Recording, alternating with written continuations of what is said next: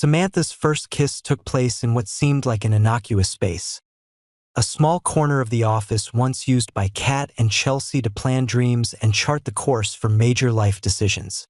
But it was here that the young girl encountered a sacred moment, marking the transition from childhood to adulthood.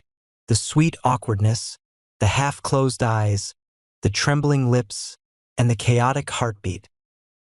All of it should have remained a private memory in Samantha's mind, a shy recollection of her youth.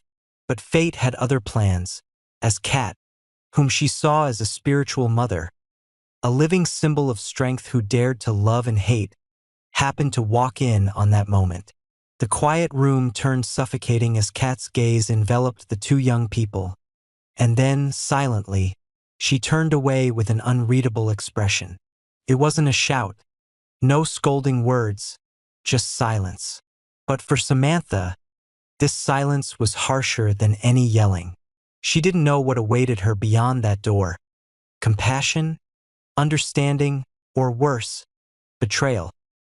Kat faced a delicate line between compassion and family duty. On one hand, she understood Samantha. Once an innocent girl thrown into a world of power and control, now awkwardly learning to feel her heart. But on the other hand, Kat could not ignore the moral pressures and the honor of her family. She fought with herself for hours, feeling both pride and shame.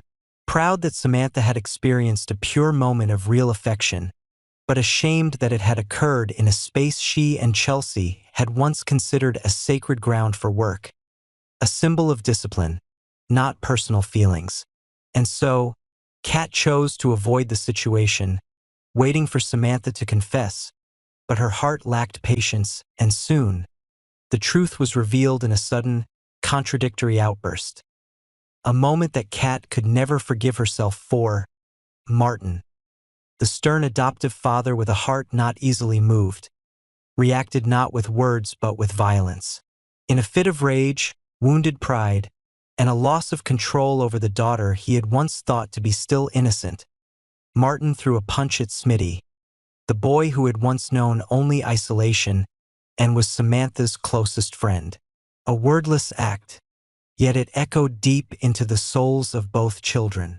Blood didn't just spill from Smitty's wound but from Samantha's broken heart as she realized the truth, that a first kiss could shatter a relationship, tearing apart the most fragile bonds of family. The event sent ripples throughout, not just in Martin's home, but throughout the power structures of Fairmont Crest.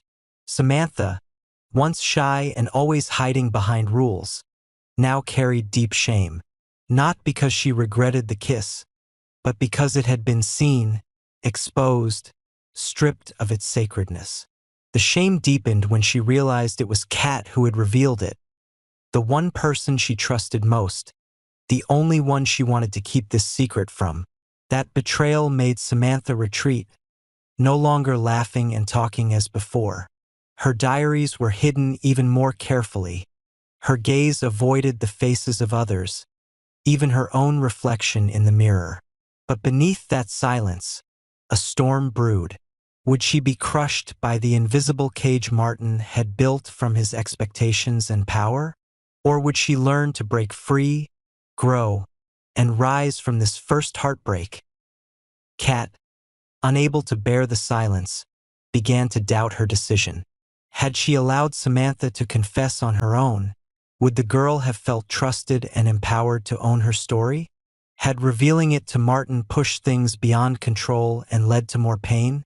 The sleepless nights found Kat questioning whether her actions had stemmed from genuine concern or from the bitter resentment of seeing a younger version of herself daring to live authentically, to love, while she herself had abandoned that possibility. Whatever the reason, the consequences were clear. A wounded girl, a beaten boy, a man losing control, and a family torn apart by what seemed like a small thing. Martin now stood like a ghost in his own home. He did not apologize, did not explain. He remained silent, quietly smoking in the night. Smitty avoided his gaze. Samantha no longer sat at the dinner table. The air in the small family home was suffocated by the wrongness no one wanted to face. And then, inevitably, the storm hit. The rumors spread.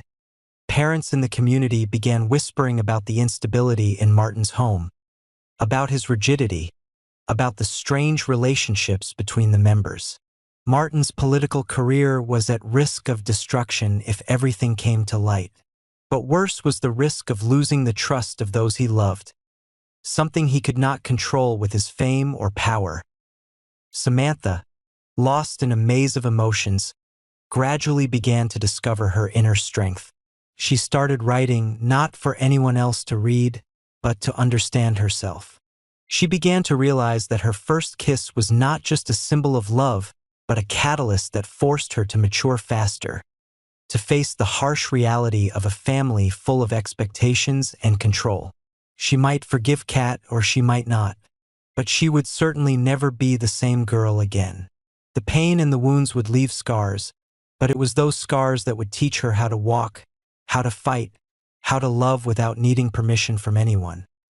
And Kat, if there was one thing she would regret for the rest of her life, it would be the moment she took away Samantha's right to keep a beautiful memory to herself. A moment that should have been hers, pure, complete, without judgment or interference. But in the world of Fairmont Crest, what is sacred can easily be torn apart by people who don't know how to love without conditions. And from the ashes of that moment, a new Samantha would rise, stronger, deeper, and more painful, but also closer to the freedom she had always longed for. If Martin truly knew that Samantha, the daughter he had adopted and always seen as a symbol of innocence, purity, and under control, had fallen in love and even shared her first kiss, his reaction would not just be a burst of anger, but a fury built from years of insecurity and an overbearing need to control. Martin, a man respected in the community for his calm demeanor, leadership, and political savvy, behaved differently at home. He was the one who set the standards, imposed the rules, and expected every family member to obey without question. To him, Samantha was not just an adopted daughter. She was a product he had shaped, molded, and expected to become the perfect embodiment of his ideals. Her choosing to love, especially secretly sharing a kiss in a sacred space he had once built with Chelsea, was, in his eyes, a moral betrayal, not because Samantha's feelings were wrong, but because they were beyond his control. This rage would not just explode in a moment of physical violence like it did with Smitty, but would evolve into a more insidious form of abuse. Martin might use the excuse of protecting the family's reputation to impose unreasonable restrictions, such as keeping Samantha confined to the house, forcing her to change schools, controlling her phone, emails, even instructing Kat to not intervene. He could stage family dialogues under the guise of love, but in reality, they would be mental interrogations, where Samantha would always be forced to feel guilty. Martin would invoke moral values, loyalty, gratitude, and the weight of the past to make Samantha feel indebted to the family, to the life he had saved her from. But these actions, instead of inspiring gratitude, would only deepen the emotional distance between him and those he had once considered his. Tyrell, who had once seen Martin as a strong father figure, now began to feel suffocated. He no longer viewed Martin as a respectable adoptive father, but as a tyrant who was slowly losing his way with the very principles he had used to build the family. If Tyrell had once accepted stepping back for Martin to make decisions, now, with every time Samantha cried alone in her room, every time Kat remained silent, every time Smitty looked at him with silent pleading, Tyrell felt he was becoming a coward. And eventually, there would come a point where Tyrell could not remain silent. Perhaps he would confront Martin, not with fists but with finality, moving out, taking Smitty if the boy agreed, leaving Martin with a large empty house. Smitty, who had once viewed Martin as a symbol of safety after a life of wandering, began to lose trust. Martin had once been home, the first man who gave him a sense of belonging. But now, this same person was using violence against him, treating him like a guilty child just because he had loved someone Martin did not permit. Smitty felt like he was living in a prison built by reputation, where every action was scrutinized under the guise of love. He would become more withdrawn, avoiding meals, staying away from conversations, and one day, perhaps after an argument or an accidental insult from Martin, he would leave. Not to seek revenge, but to live a life where he could love whoever he wanted, be himself without needing permission. And Samantha, the focal point of this turmoil, would go through a period of emotional freefall. She would feel responsible for all the brokenness. Tyrell leaving, Smitty leaving, Martin becoming cold, and Kat's silence. She would struggle with guilt, shame, and fear that loving someone could destroy a home. But it was in this period that she might find what Martin had never given her: her own identity. When the emotional wounds no longer bled but left scars, Samantha would become resilient. She would rewrite her story through actions, through the courage to face Martin. Not with thoughtless rebellion, but with logic, with the strong voice of someone who had been hurt but still dared to believe in her worth. Martin, in the final moments of his power, might realize that what he had lost was not his status, not his reputation, but the true affection of the people he had tried to protect with his power. He might find himself alone in his own house, where every sound that echoes would remind him of those who had gone. And at that moment, what he feared most would no longer be political enemies or the collapse of his career, but the reflection of his own face in the mirror, the face of a failed father, not because he lacked love, but because he didn't know how to love without controlling. And if Martin had any courage left, he would learn to let go, to trust, to love not with commands but with listening.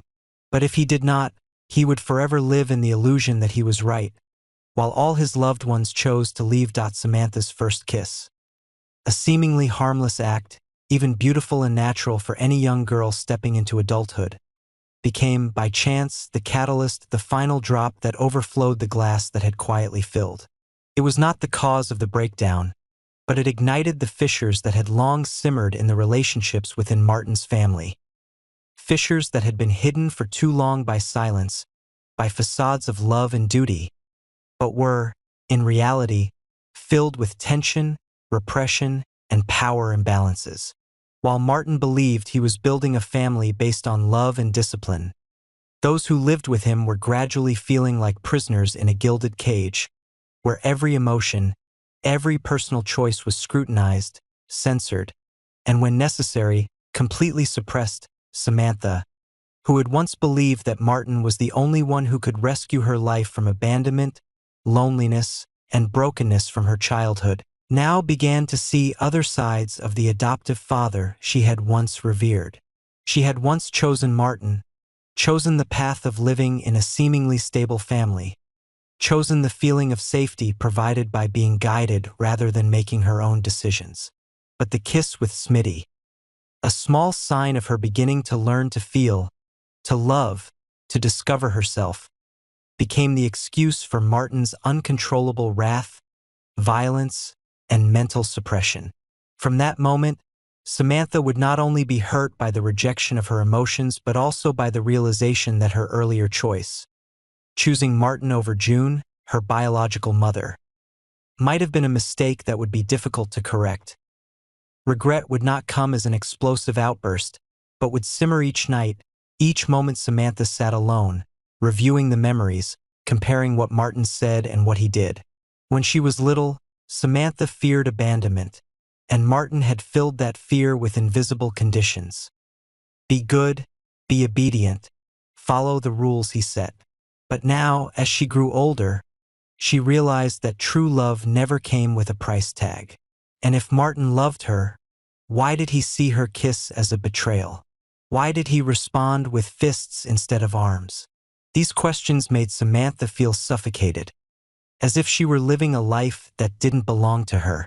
No child should ever have to endure that, and she certainly didn't deserve it after trying so hard to be part of Martin's family. In the darkness of sleepless nights, the name June, The mother she had once rejected out of fear, hurt, and pride, slowly began to return to her mind. If she had once thought of June as the one who abandoned her, as selfish for leaving her in someone else's hands, now she began to wonder. Did June really choose that? Or had Martin manipulated the story? Could her biological mother give her the kind of love without control? Maybe June wasn't perfect, maybe she had made mistakes, but at least she didn't build a mental prison around her like Martin was doing. And it was this first clash between real emotions and invisible impositions that made Samantha begin to think of her mother as an escape, as the last choice to rediscover the part of herself she had lost in the journey to becoming the perfect child. Anger, the emotion Samantha had buried for so long because she didn't dare rebel, now slowly began to rise, no longer silent. She didn't shout, didn't protest with words, but began to act in ways Martin couldn't control. Closing her bedroom door, no longer sharing her diary, writing unsent letters to June, searching online for clues about her biological mother's whereabouts. She no longer wanted to ask for permission to live her youth. She wanted to feel love, to kiss, to be hurt if necessary, but above all, to make her own choices. Martin might still think everything was within his control, that Samantha would soon realize her mistake and return to the old mold, but the truth was he was slowly losing her.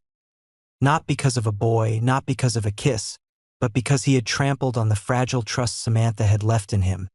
And if one day Samantha truly turned to June, not out of revenge but to understand herself, it would not be a betrayal, but a declaration of her right to know, to connect, to choose. Martin might see it as rebellion, but for Samantha, it would be the first step on her journey to find herself. And perhaps, in the moment she calls Mom, to the woman she once thought was the mistake of her life, she would feel freedom for the first time after years of living under the shadow of a man who didn't know how to love without controlling.